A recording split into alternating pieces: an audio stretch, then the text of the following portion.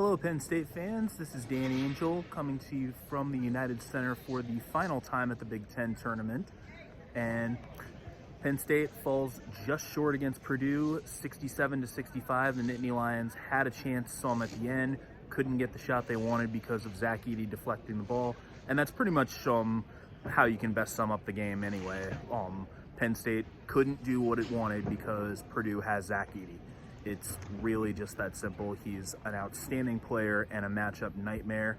And Penn State's shooting was just off today.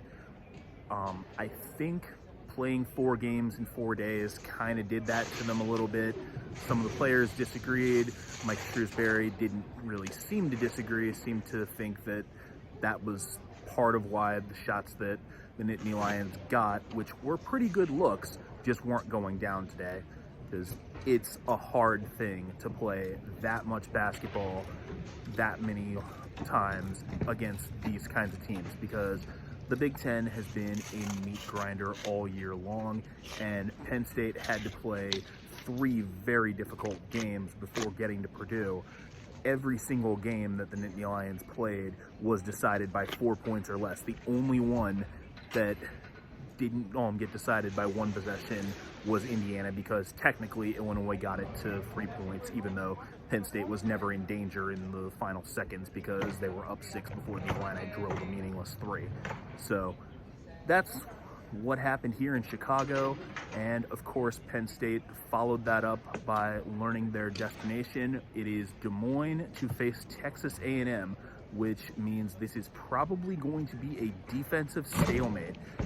Hopefully the NCAA puts this game on earlier in the day, because if they put it on at night, it's going to be a pretty good sleep aid unless people really appreciate the finer points of defensive basketball, because Buzz Williams is an excellent defensive coach, as is Micah Shrewsbury, and these teams are going to grind each other down. Texas A&M, one of their biggest strengths is denying the jumper. The Aggies are a top 10 team as far as defending the shot, and Penn State is really going to have to work to get the looks that they want against this team. On the other side of the coin, Texas A&M's offensive strengths twofold. 1, the Aggies are huge on second chance points. 2, the Aggies make their living by getting to the free throw line. Texas A&M, #1 in the country in free throw attempts. So Penn State has got to make sure that they do not commit silly fouls and they do not let Texas A&M get in the bonus early, because A&M is a very aggressive team as far as driving. They're pretty good at converting their free throws, and if Penn State is putting Texas A&M on the line, then it is going to be a long, long day in Des Moines for them. Now, on the other side of the coin, Texas A&M, not a great shooting team. So Penn State really needs to focus on playing strong defense, not committing fouls, and if they do those things, then they've got a really good shot to win this game. This is going to be a grinded out game, which is the type of game that Shrewsbury really enjoys. So it's a winnable game for Penn State in Des Moines. That game is going to be played Thursday.